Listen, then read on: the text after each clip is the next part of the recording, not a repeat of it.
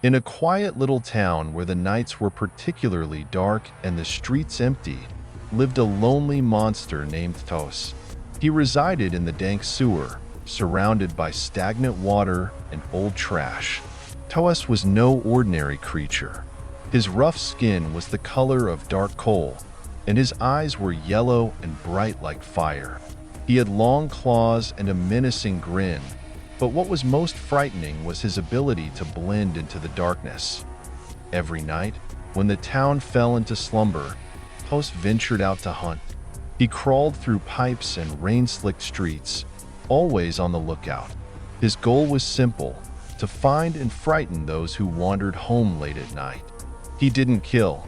He only left behind trails of fear and panic. One night, when the moon was particularly bright, Tos noticed a young woman who had lost her way in the dark alleys.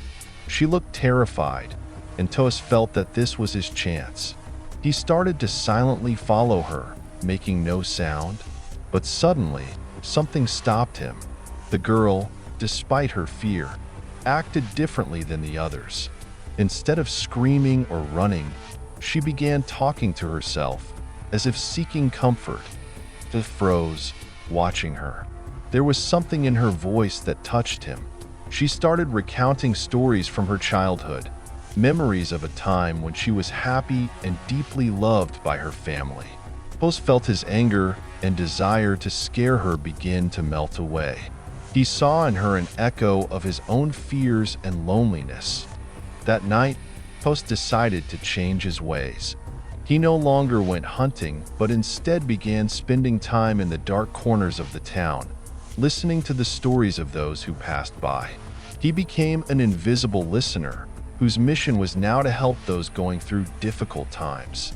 From then on, when people encountered something dark and unfamiliar, they sometimes felt that they were not alone, that somewhere nearby, someone understood and cared. And so, the sewer monster became the guardian of the Night City's secrets, and his deepest fears transformed into a source of comfort and support.